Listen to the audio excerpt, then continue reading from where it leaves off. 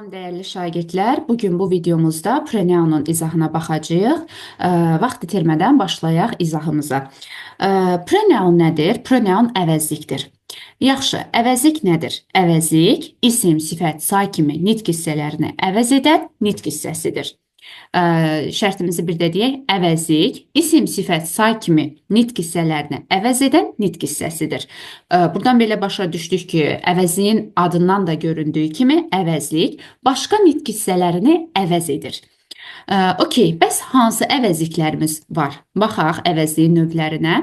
Personal pronouns, şəxs əvəzlikləri, possessive pronouns, yiyəlik əvəzlikləri, reflexive pronouns, qayıdış əvəzlikləri, demonstrative pronouns, işarə əvəzlikləri, indefinite pronouns, qeyri-müəyyən əvəzliklər, definite pronouns, təyin əvəzliklər, reciprocal pronouns, qayıdış əvəzlikləri, negative pronouns, inkar əvəzlikləri, interrogative pronouns, sual, relative pronouns, nisbi, conjunctive pronouns isə bağlayıcı əvəzliklərdir. Bu videomuzda personal, possessive və refleksiv və demonstrativ pronounun izahına baxacağıq. Çünki belə deyək, biz dərslərin izahını toplu testlə, belə deyək, toplu testin sırası ilə gedirik mövzuları. Ona görə də bizim toplu testimizdə əvəzlik mövzusunu 2 hissəyə bölüblər və birinci hissədə personal, possessive, refleksiv və demonstrativ pronounların testləri var. Ona görə də biz bugün ancaq personal, possessive, refleksiv və bir də demonstrativ pronounlara baxacağıq. Başlayaq. Aha, personal pronouns nədir? Personal pronouns şəxs əvəzlikləridir. Şəxs əvəzlikləri öz növbəsində 2 hissəyə bölünür. 2 forması mövcuddur. Bir, adlı hal, digər isə obyekt hal. Adlı halda olan şəxs əvəzliklərimiz, belə deyək, mübtəda yerində çıxış eləyəcək. Mübtədanın yerində çıxış eləyir, kim nə sualına cavab verəcək, daha sonra cümlə başında gəlir. İndi baxaq görək şəxs əvəzliklərimiz hansılardır. Şəxs əvəzliklərimiz I, mən, you, sən, he, o kişi cinsi, she, o qadın cinsi, it, o cansız, we, biz, they, onlar. Okey, bir də sayaq. I, mən, you, sən, he, o kişi cinsi, she, o qadın cinsi, it, o cansız, we, biz, they, onlar. Okey. Şəxs əvəzliklərinin işlənmə yeri haradır? Bayaq dedim, şəxs əvəzliklərinin adlıq forması cümlə başında gəlir, mübtədanın yerində işlənir və kim nə sualına cavab verir. Məsələn, I go to school, mən məktəbə gedirəm. Buradakı I nədir? Şəxs əvəzliyidir. Harda işləndi? Cümlə başında işləndi. Nə sualına cavab verdi? Kim? Okey? Kim məktəbə gedir? Mən məktəbə gedirəm. Okey? Mübtəda yerində işlənir. Belə. İndi isə person pronounların ikinci forması olan obyekt formasına baxacağıq. Şəxs əvəzliklərinin obyekt forması isə aşağıdakılardır. Baxaq. Me, məni, mənə. You, səni, sənə. Him, onu, ona, kişi cinsi. Her, onu, ona, qadın cinsi. It, onu, ona, cansız. Us, bizi, bizə. Them, onları, onlara. Bir də baxaq. Me, məni, mənə. You, səni, sənə. Him, onu, ona, kişi cinsi. Her, onu, ona, qadın cinsi. It, onu, ona, cansız. Us, bizi, bizə. Them, onları, onlara. İndi gəlin qaydasına baxaq görək, obyekt əvəzliklərinin işlənmə yeri haradır? Biz testlərdə obyekt əvəzliklərini cümlədə hara qoyacağıq? Baxaq, obyekt halında olan şəxs əvəzlikləri cümlədə adətən tamamlıq rolunda çıxış edir və söz önlərindən və feillərdən sonra obyekt formalı əvəzliklər işlənir. Bəli, məsələn, deyirəm ki, we called them, okey, biz onları çağırdıq. Biz onları çağırdıq cümləsində. Called nədir burada? Called feildir və feildən sonra biz hansı əvəzlik növünü istifadə etdik? Təbii ki, obyekt formanı istifadə etdik. Burada mən they'dən istifadə edə bilərəm. Xeyr, çünki they şəxs əvəzliyidir. Burada istifadə oluna bilməz. Biz ancaq nədən istifadə etdik? Obyekt əvəzlikləri istifadə etdik feillərdən sonra. Okay, this box is for you. Bu qutu sənin üçündür. Okay. Burada isə dedik ki, nədən sonra istifadə edə bilərik? Bir də söz önlərindən sonra istifadə edə bilərik. For you. Burada da you obyekt əvəzliyimizdir. Burada mən for I deyə bilərəmmi? Şəxs əvəzliyinin adlıq formasını for I deyə bilmərəm. Çünki biz söz önündən sonra ancaq və ancaq obyekt əvəzliyini istifadə edə bilərik. Belə. İndi bir də personalları başdan gələk. Deməli, personal pronounlar nə oldu? Şəxs əvəzlikləri oldu. Şəxs əvəzliklərinin neçə halı mövcuddur? Neçə forması var? İki forması var. Hansılardır? Adlıq, bir də obyekt forma. Adlıq halında olan şəxs əvəzliklərimizi sayaq. I, mən, you, sən, he, o kişi cinsi, she, o qadın cinsi, it, o cansız, we, biz, they, onlar. Okay, bunları bildik. İndi isə keçək qaydasına. Qaydası nə idi? Şəxs əvəzliklərimiz cümlə başında işlənirdi. Şəxs əvəzliklərimiz cümlə başında işlənib kiminə sualına cavab verirdi, mübtədanın yerində işlənirdi. Okay, for example, I go to school, mən məktəbə gedirəm. Burada cümlə başında nə gəldi? Təbii ki, şəxs əvəzliyi gəlməlidir.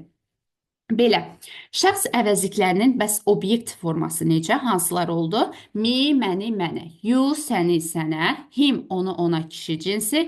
Her, onu, ona qadın cinsi. It, onu, ona cansız. Us, bizi, bizə. Them, onları, onlara. Bu isə oldu şəxs əvəzliklərinin obyekt forması. Yaxşı, bəs obyekt forma, belə deyək, obyekt forma harda istifadə olunur? Nələrdən sonra gəlir? Təbii ki, söz önlərindən və feillərdən sonra işlənir. Söz önlərindən və feillərdən sonra. Məsələn, deyirəm, we called them. We called them deyəndə biz onları çağırdıq. Okay, called nədir burada? Feildir. Feildən sonra nə gəldi? Obyekt forma. This box is for you. This box is for you cümləsində for nədir? Söz önü. Söz önündən sonra hansı əvəzlik növünü istifadə etdik? Təbii ki, obyekt formanı. This box is for you. Obyekt forma istifadə etdik. Okay. İndi isə keçdik növbəti əvəzlik növümüz possessive pronounsdur. Yaxşı, possessive pronouns nədir? Possessive pronouns yəlik əvəzliklərdir. İngilis dilində yəlik əvəzliklərinin iki forması mövcuddur. Bir, dependent form, digəri isə absolute form. Bir, dependent form, iki isə absolute form. Dependent nədir? Dependent aslı formadır, absolute isə müstəqil forma. Aslı deyəndə, yəni özündən sonra mütləq isim gəlməlidir. Özündən sonra gələn isimdən aslıdır dependent form. Deyirəm ki, my book, mənim kitabım. Okay. My-dan sonra book'u verdim, ismi verdim. Çünki aslı formadır. Özündən sonra mütləq isim gəlməlidir. Ona görə özündən sonra isim verdik dependent formda. Yaxşı, bəs dependent form, yəni aslı forma əvəzliklərimiz hansılardır? My, mənim. Your, sənin. Her, onun qadın cinsi. His, onun kişi cinsi. It, onun cansız.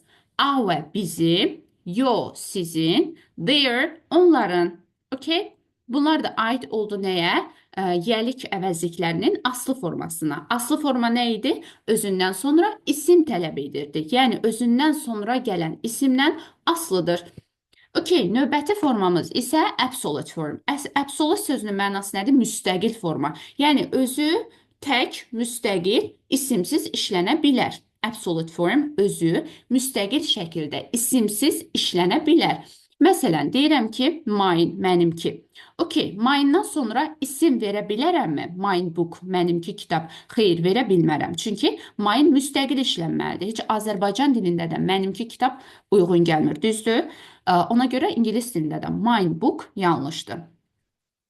Sonra absolute form dediğim müstəqil formadır. Özündən sonra isim tələb etmir. Hansılardır? Mine, mənimki. Yours, səninki. Hers, onunki, qadın cinsi. His, onunki, kişi cinsi. It's, onunki, cansız. Ours, bizimki. Yours, sizinki. Theirs isə onlarınki. Okay. Dedik ki, absolute formadan sonra nə gəlməz? İsim gəlməz. For example, this is my bag. Bu mənim çantamdır. Okay. This is my bag cümləsində my bag deməli, aslı forma əvəzliyimizdə my aslıdır. Özündən sonra isim gəlibdir. Çünki aslı formadır. Okay.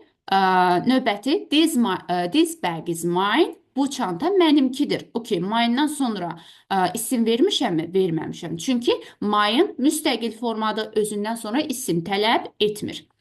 Okey, keçdik növbəti. Qaydamız yəlik əvəzlikləri öz mənası. Bəli, yəlik əvəzlikləri öz mənasında da istifadə oluna bilər.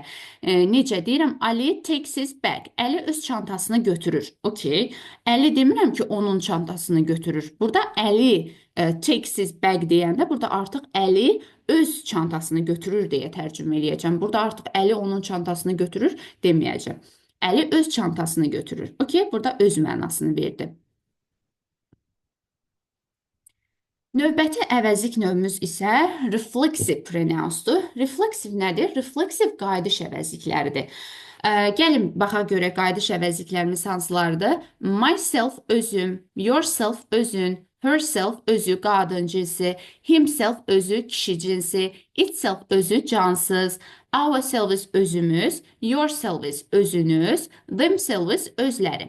Okey. İndi tək formalar təbii ki, özüm, özün, o özü kişi cinsi, o özü qadın cinsi və s. bunlar tək formalardır. Amma cəm forma deyəndə özümüz, biz deyəndə təbii ki, cəm forma olur. Yourselves özünüz cəmdir, themselves özləri cəmdədir. Okey.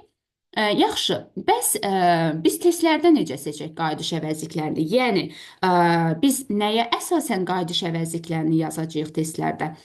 Bu əvəzliklər əsasən mübtədadan sonra və ya cümlənin sonunda işlənir. Cümlədə hansı şəxs əvəzliyinin işlənməsi əsasən mübtədadan asılı olur.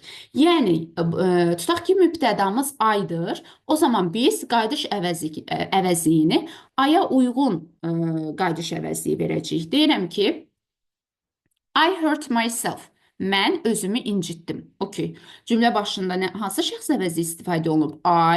Aya uyğun təbii ki, özüm olacaq. Myself. I do my lessons myself. Mən öz dərslərimi özüm edirəm. Okey. I do my lessons myself cümləsində cümlə başında I gəldiyinə görə cümlə sonunda da ona uyğun myself əvəzliyini vermişik. Yaxşı, digər cümləmizə baxaq. My sister does her lessons herself. Cümlə sonunda herself gəlibdir. Nəyə əsasən? My sister, mənim bacım qadın cinsinə aid olduğuna görə biz cümlə sonunda ona uyğun herself vermişik. Okay? Bacım dərsini özü edir. My sister qadın cinsi olduğuna görə cümlə sonunda herself verdik. İndi növbəti qaydamız Növbəti qaydamız isə cümlədə xitabın işlənməsidir. Əgər cümlədə xitab istifadə olunubsa, cümlə başında xitab gəlibsə, o zaman biz burada yourself və yourselves-dən istifadə eləyəcəyik. Baxaq. Əgər cümlədə xitab işlənərsə, deməli bu cümlə ikinci şəxsə müraciətlə deyilmişdir. Və bu zamanda cümlədə işlənən qayıdış əvəzi yourself və ya yourselves ola bilər. Yəni, təkdə olan xitabla yourself veririk, cəmdə olan xitabla isə yourselves işlədirik. Məsələn, deyirəm ki, Tom, do your lessons yourself. Tom, dərslərini özün et. Burada Tom, sonra vergül qoymuşuq və vergül varsa, siz bilirsiniz ki, xitab cümlədə vergüllə ayrılır, düzdür? Xitab cümlədən vergülla ayrılır və vergül varsa, bilirik ki, o cümlədə nə var? Xitab var. Yəni, addan sonra qoyulan vergül o cümlədə xitab olduğunu göstərir. Tom, do your lessons yourself. Tom, dərslərini özün et. Və cümlə başında xitab gəldiyinə görə biz burada nə istifadə eləyəcəyik? Yourself qayıdış əvəzliyini. Tom təkdə olduğuna görə yourself istifadə etdik. İndi digər cümləmizə baxaq. Students, do your lessons yourselves. Uşaqlar, yox, şagirdlər. Tərcüməsi səhv yazılıb burada. Şagirdlər, do your lessons yourself. Şagirdlər, öz dərslərinizi özünüz edin. Okay. Students burada cəmdə olduğuna görə biz burada yourselves istifadə etmişik. Qaydamız aydındır. Deməli, xitab cümlədə işlənərsə, biz burada iki əvəzi istifadə edə bilərik.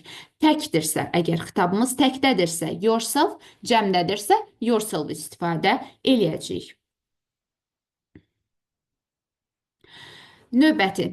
Tom does his lessons himself. Okey, cümlə başında ad gəlibdi, amma vergül qoyulmayıbdı. Yaxşı, bu xitabdırmı? Tom does his lessons himself. Xeyr, bu xitab deyil. Baxırıq cümləmizə. Tom does his lessons himself. Tom dərslərini özü edir. Burada Tom vergüllə ayrılsaydı, biz burada yourself və ya yourselves istifadə edəcəkdik. Amma vergüllə ayrılmadığına görə deməli, bu cümlənin mübtədasıdır. Və mübtəda ilə biz nəyi uyğunlaşdırdıq? Məsələn, mübtədamız kişi cinsidirsə, himself veririk, qadın cinsidirsə, herself verirdik, düzdürmü? Tom does his lessons himself. Burada da Toma uyğun himself vermişik. Və yaxud da deyirəm, students do their lessons themselves. Uşaqlar dərslərini özləri edirlər. Şagirdlər dərslərini özləri edirlər. Okey. Yenə burada student sözü vergüllə ayrılmayıbdı. Gördüyümüz kimi vergüllə ayrılmayıbsa, deməli cümlənin mübtədasıdır. Və cümlənin mübtədası olduğuna görə biz burada nə istifadə etmişik? Themselves, yəni students-a uyğun qayıdış əvəzi istifadə etmişik. Feillə başlayan cümlələr əmr cümləsidir, bilirik. Əgər ingilis dilində cümlə feillə başlayırsa, bu nədir? Əmr cümləsidir. Və bu cümlələrdə qayıdış əvəzi yourself və yourselves olacaq. Bayaqki qaydamızda demişdik ki, cümlə başında xitab gəlirsə, biz yourself ya da yourselves istifadə edirik. Bu qayda da o qaydaya oxşuyur. Əgər cümləmiz feillə başlayırsa, əmr cümləsidirsə, bu zaman biz nədən istifadə edəcəyik? Yourself və yaxud da ki, yourselvesdə. Məsələn, deyirəm ki, do it yourself. Deyirəm, do it yourself. Bunu özün et. Okay? Yenə də əmr cümləsi olduğuna görə biz burada nə istifadə etdik? Yourself. Növbəti qaydamız. Əgər cümlədə let's varsa, cümləmiz let's ilə başlayırsa, o zaman biz burada ourselves istifadə edəcəyik. Çünki let's-in açılışı nədir? Let us. Düzdür? Let us da açılışı və gəlin deməkdir. Deyirəm ki, let's do the homework ourselves. Gəlin ev tapşırığımızı özümüz edək. Okay. Gəlin biz özümüz edək. O zaman təbii ki, burada ourselves istifadə edəcəyik. Çox rahat bir qaydadır. Let's varsa ourselves götürəcəyik. Aha. Not only but also-nun işləndiyi cümlələrdə qayıdış əvəzi mübtəda ilə uzlaşmır. Bəli. Məsələn, deyirəm ki, we liked not only the village itself, but also its kind people. Deyirəm ki, mən sadəcə kəndin özünü sevmədim, həmçinin onun mehriban insanlarını da sevdim. Okay. Burada not only-ni gördüm, not only but also-nu. Deməli, burada the village-a uyğun itself, digər tərəfində isə it-sı istifadə edirəm. She liked not only the dress, bax, not only the dress itself, but also its color. Okay? Burada da həmçinin nə istifadə etmişəm? Təbii ki, itself-dən istifadə etmişəm. Növbəti qayıdış əvəzimiz isə demonstrative pronoun-dur. Demonstrative pronoun işarə əvəzliklərdir. İşarə əvəzliklərimiz gəlin görək hansılardır? This, bu deməkdir. These, bunlar cəm formasıdır. That, o, those, onlar. This, bu, that, o. These, bunlar, those isə onlar deməkdir. Okay. Yaxşı, bunlar nə ilə uzlaşır? Təbii ki, özündən sonra gələn isimlə, təkə görə, cəmə görə və yaxud da cümlədə hər hansı bir tutaq ki, yaxını və uzağı göstərən təyin edicilər istifadə oluna bilər, onlarla uzlaşacaq. Məsələn, deyirəm ki, tutaq ki, qayda belədir. Zaman və məsafəcə yaxında olanı göstərmək üçün biz this və these-dən istifadə edirik. Uzaqda olan isimləri göstərmək üçün that və those-dan istifadə edəcəyik. Baxaq, this book, bu kitab yaxında olanı bildirdi. Bu kitab. That book, o kitab. These books, bu kitablar. Those books isə o kitablar. Okay. Yaxşı. Bəs açar sözlərimiz nədir? Məsələn, biz cümlədə nəyi görsək biləcəyik ki, bu yaxında olanı bildirir, yoxsa uzaqda olanı bildirir. İndi baxaq. Yaxında olanı göstərmək üçün, məsələn, cümlədə close here, near, over here kimi sözlər istifadə oluna bilər. Uzaqda olanı göstərmək üçün isə over there, far, distance, remote kimi sözlər istifadə oluna bilər ki, biz bunları görsək, nə götürəcəyik? Təbii ki, yaxında olanları göstərən təyin ediciləri gördükdə this və these-dən istifadə eləyəcək. Yəni, yaxında olanlar these and these uzadırıq. Uzaqda olanı göstərmək üçün isə that və those-dan istifadə eləyəcək.